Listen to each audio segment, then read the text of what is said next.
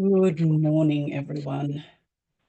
Welcome to Eat, Breathe and Pray. It is Monday, the 10th of March of 2025, and it is currently 6:07 a.m. here on the East Coast of the United States of America. And we are here for our Through the Bible in 1 Year reading. Today is day 69 of Through the Bible in 1 Year.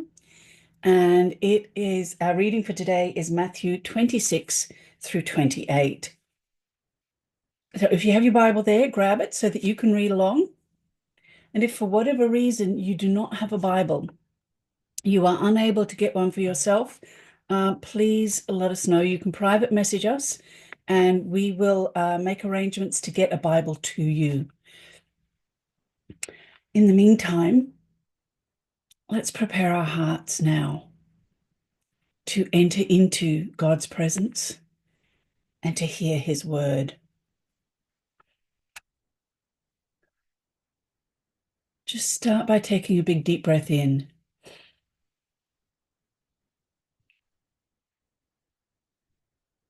And as you exhale,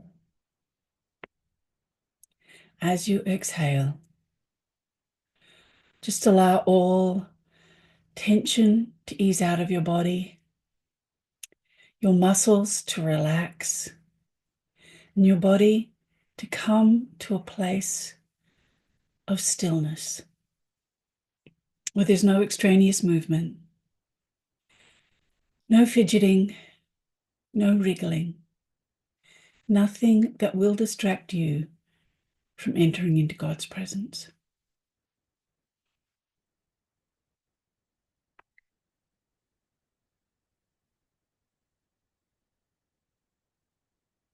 Allow your breathing to slow and become deeper. And as you do, your heart rate will begin to slow.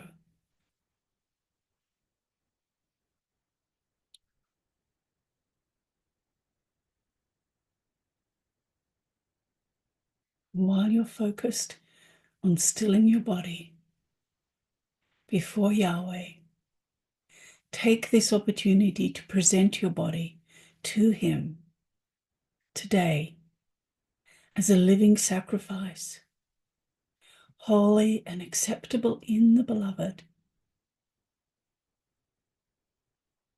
And this is where our daily service of worship begins.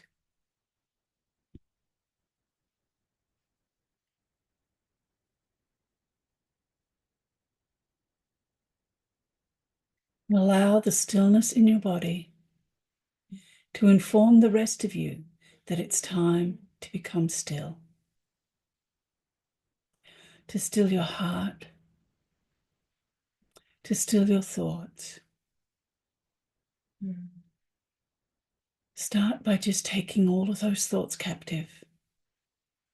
Every thought, thoughts of the future, thoughts that would draw you into the past, and thoughts in the moment that would distract you from being in His presence. The did yous, the have you thought of, the what ifs. Gather them all up, gather everyone together, and place all of those thoughts in the hands of Yahweh.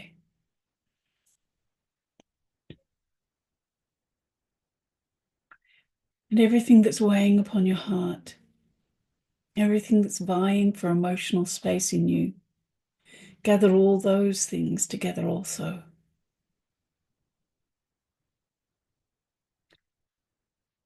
Family, friends, work, school, projects, dreams and goals. Whatever they are, gather them all together and place them in His hands also. And entrust all of those things to Him, to Yahweh Tsabaoth, Yahweh of hosts, who is able to care for what concerns you, into the hands of Him who is at work on your behalf, even when you're sleeping.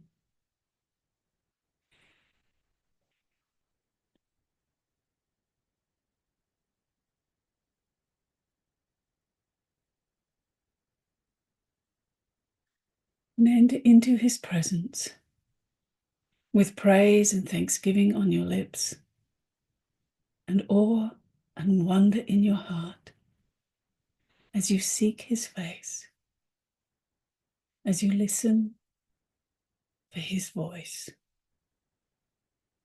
as you listen for the beat of His heart.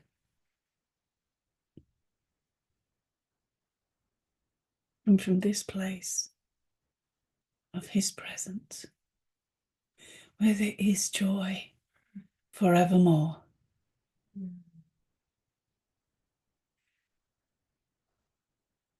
that peace that passes all understanding, that shalom, that favorable, intact circumstance of being, nothing missing, nothing broken, full to overflowing in every aspect of your life. And His perfect love that casts out all fear, from this place,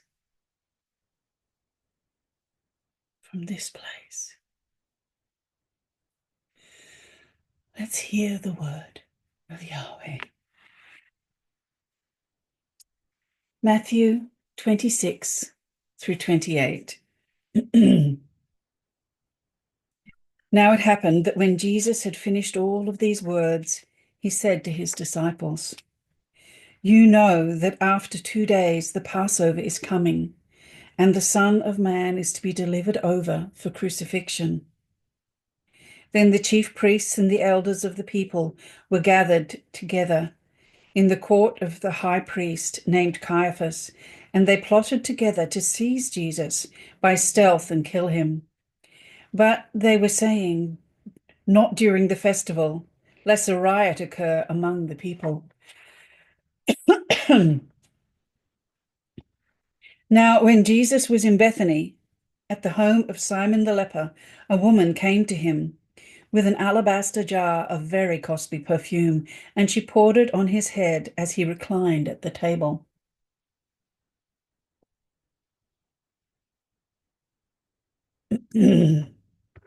But when the disciples saw this, they were indignant, saying, "Why this waste? For this perfume might have been sold for a high price and the money given to the poor." But Jesus, aware of this, said to them, "Why do you bother the woman? For she has done a good work for me. In fact, she has done a good work to me. For you always have the poor with you, but you do not always have me. For when she poured this perfume on my body, she did it to prepare me for burial. Truly I say to you, wherever this gospel is proclaimed in the whole world, what this woman has done will also be spoken of in memory of her." Then one of the 12, named Judas Iscariot, went to the chief priests and said, "What are you willing to give me to deliver him to you?" And they weighed out 30 pieces of silver to him. And from then on, he began looking for a good opportunity to betray Jesus. Now, on the first day of unleavened bread, the disciples came to Jesus saying, "Where do you want us to prepare for you to eat the Passover?" And He said, "Go into the city to a certain man and say to him, 'The teacher says, my time is near. I am keeping the Passover at your house with my disciples.'" And the disciples did as Jesus had directed them, and they prepared the Passover. Now, when evening came, Jesus was reclining at the table with the 12 disciples, and as they were eating, He said, "Truly I say to you that one of you will betray me."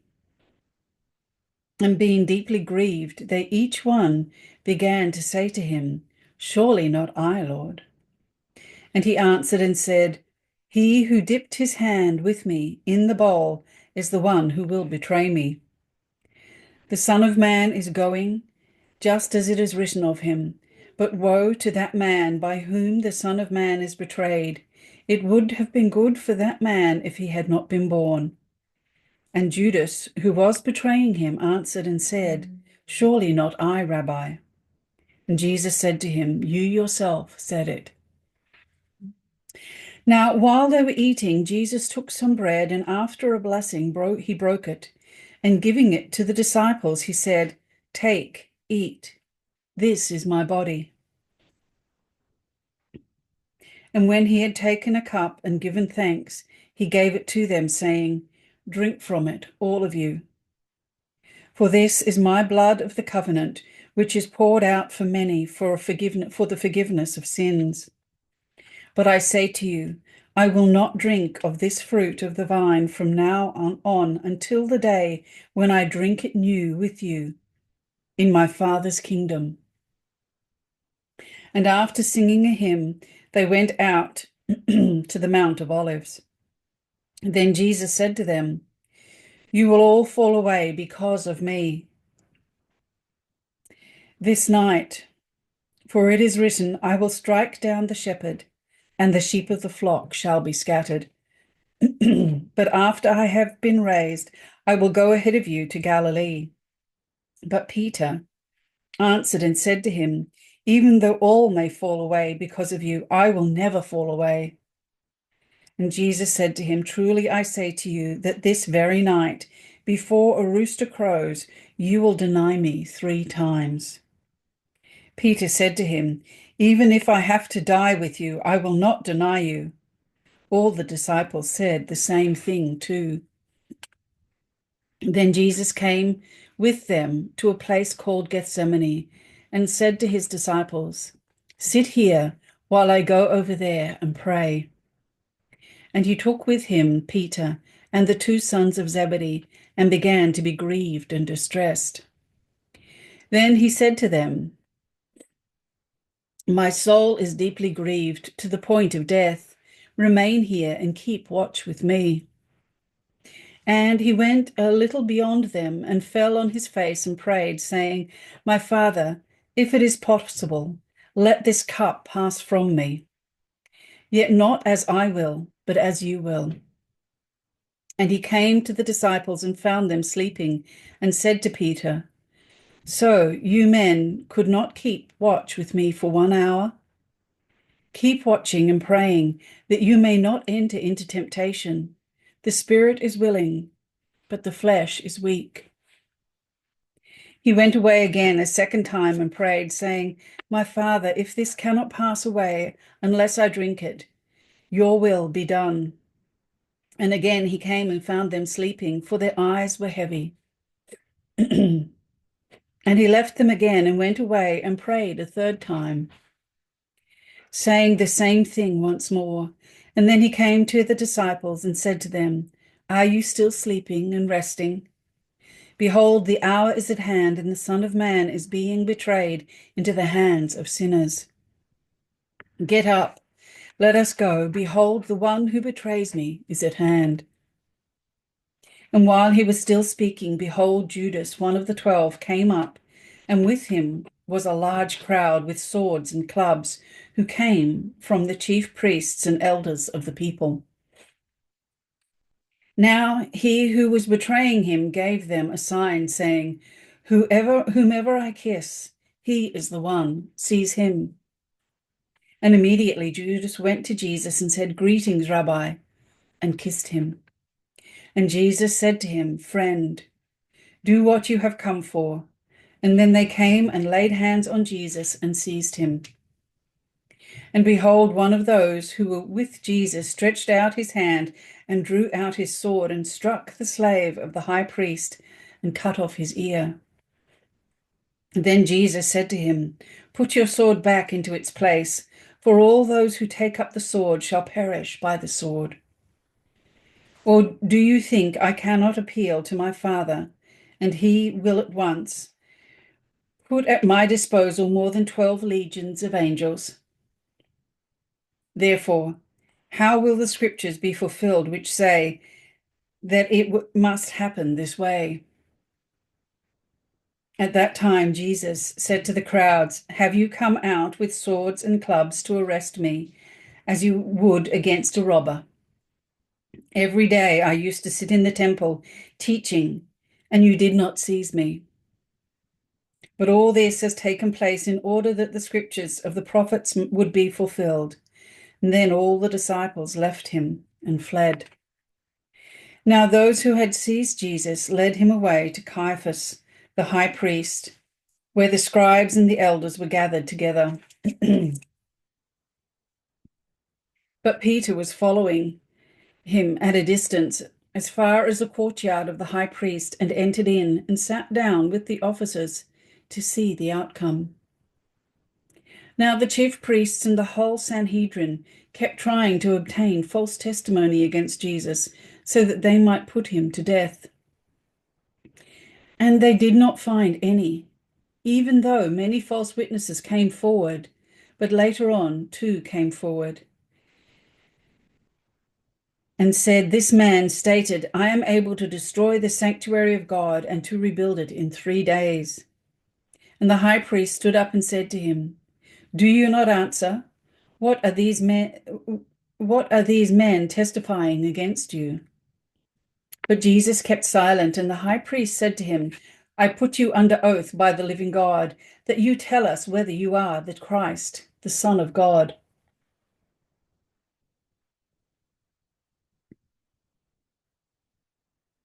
Jesus said to him, "You yourself said it. Nevertheless, I tell you, hereafter you will see the Son of Man sitting at the right hand of power and coming on the clouds of heaven." Then the high priest tore his garments and said, "He has blasphemed. What further need do we have of witnesses? Behold, you have now heard the blasphemy. What do you think?" They answered and said, "He deserves death." Then they spat in his face and beat him with their fists, and others slapped him and said, "Prophesy to us, O Christ, who is the one who hit you?" Now Peter was sitting outside in the courtyard, and a servant girl came to him and said, "You too were with Jesus, the Galilean." But he denied it before them all, saying, "I do not know what you were talking about." And when he had gone out to the gateway, another servant girl saw him and said to those who were there, "This man was with Jesus of Nazareth." And again he denied it with an oath, "I do not know the man." A little later, the bystanders came up and said to Peter, "Surely you too are one of them, for even the way you talk gives you away." And then he began to curse and swear, "I do not know the man." And immediately a rooster crowed. And Peter remembered the word which Jesus had said, "Before a rooster crows, you will deny me 3 times." And he went out and cried bitterly. Now when morning came, all the chief priests and the elders of the people took counsel together against Jesus to put him to death. And they bound him and led him away and delivered him to Pilate, the governor. Then when Judas, who had betrayed him, saw that he had been condemned, he felt remorse and returned the 30 pieces of silver to the chief priests and elders, saying, "I have sinned by betraying innocent blood." But they said, "What is that to us? See to that yourself." And they threw the pieces of silver into the sanctuary. And he threw the pieces of silver into the sanctuary and departed. And he went away and hanged himself. And the chief priest took the pieces of silver and said, "It is not lawful to put them into the temple treasury, since it is the price of blood." And taking counsel together, they bought with the money the potter's field as a burial place for strangers. For this reason, that field has been called the field of blood to this day. Then that which was spoken through Jeremiah the prophet was fulfilled, saying, "They took the 30 pieces of silver, the price of the one whose price had been set by the sons of Israel, and they gave them for the potter's field, as the Lord directed me." Now Jesus stood before the governor, and the governor questioned him, saying, "Are you the king of the Jews?" And Jesus said to him, "You yourself say it."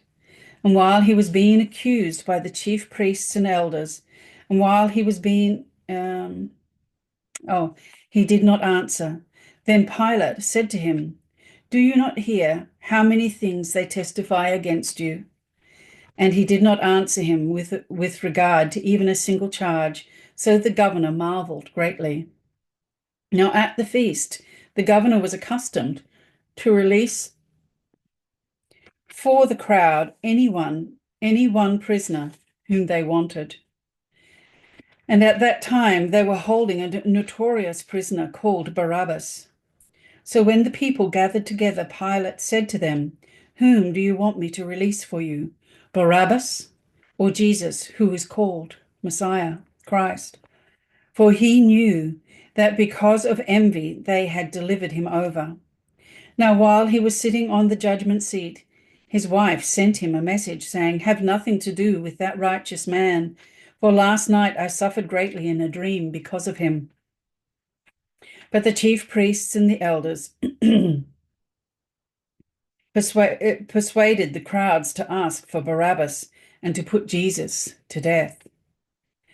But the governor answered and said to them, "Which of the two do you want me to release for you?" And they said, "Barabbas."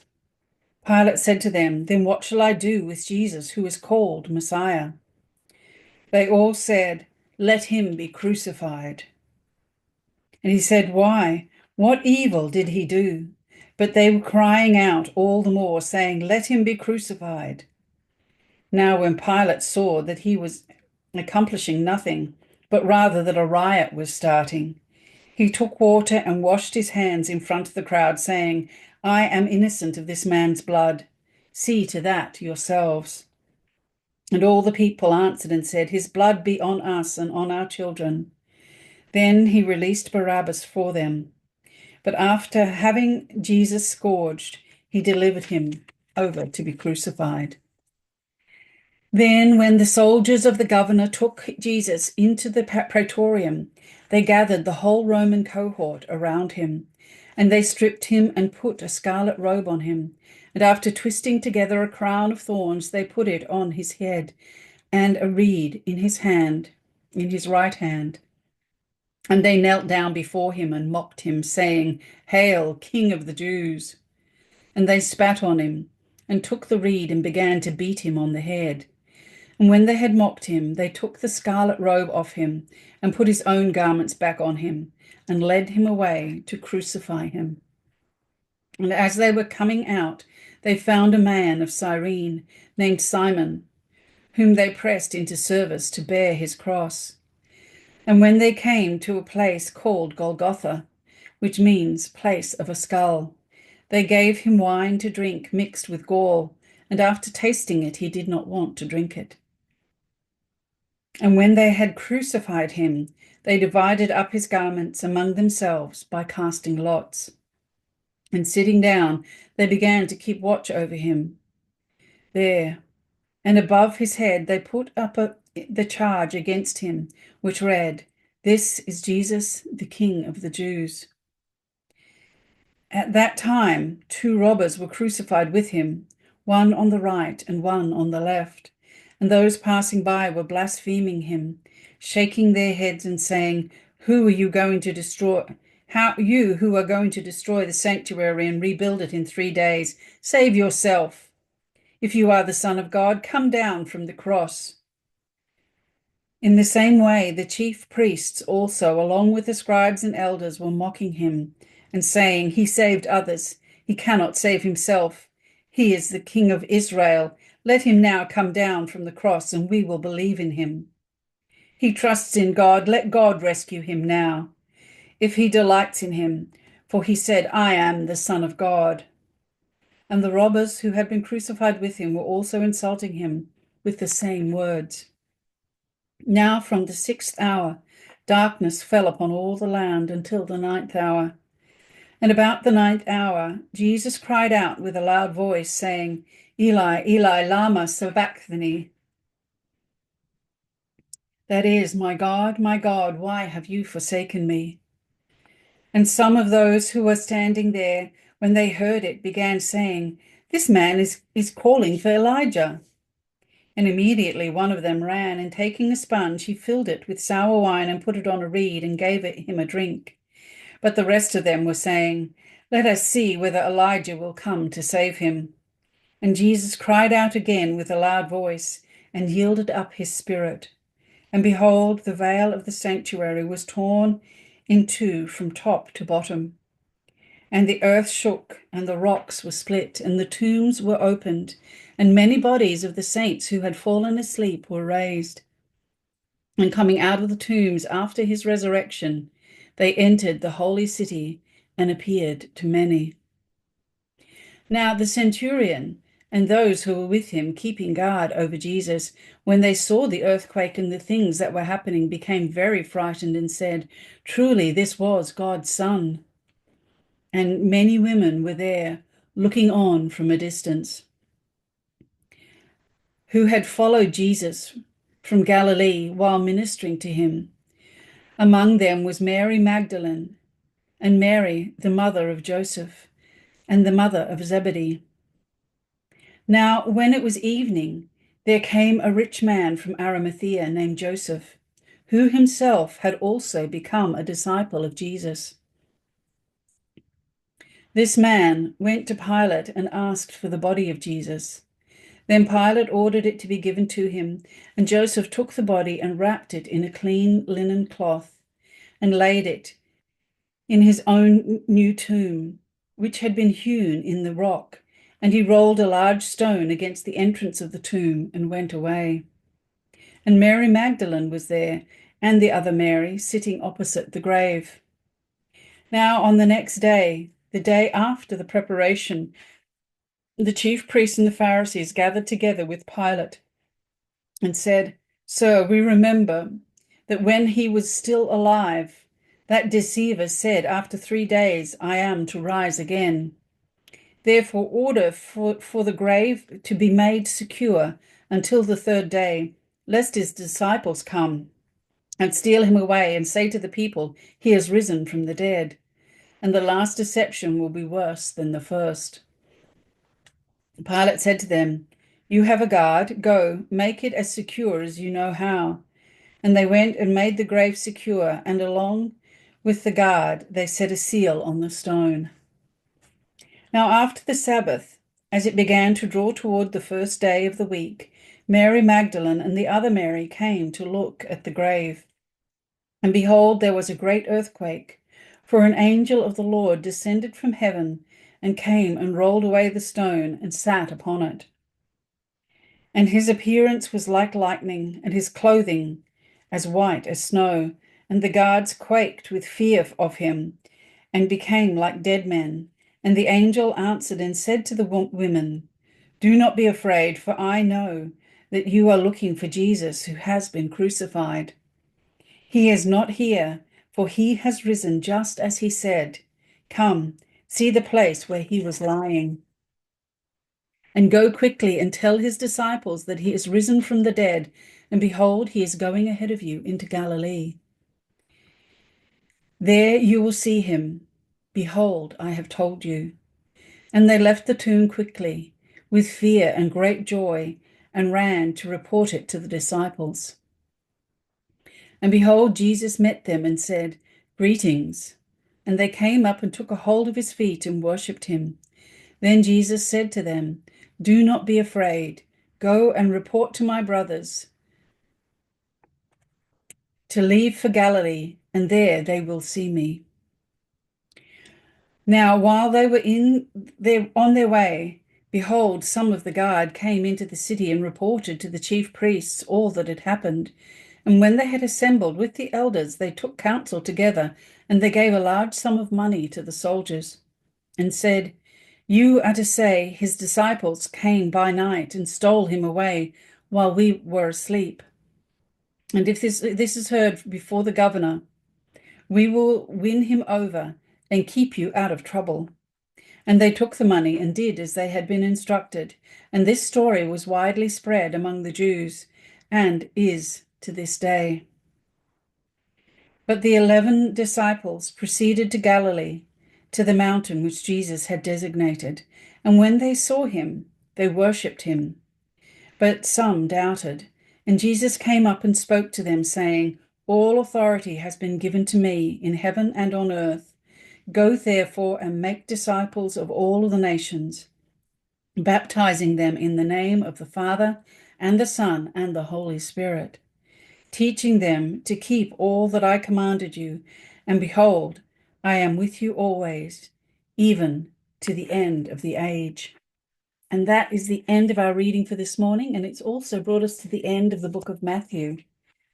Join us this afternoon, 12 noon, for our midday prayer focus. And again, 4:30 for our Bible study and 7:30 this evening for our daily devotion. Those times are all in Eastern Daylight Savings Time.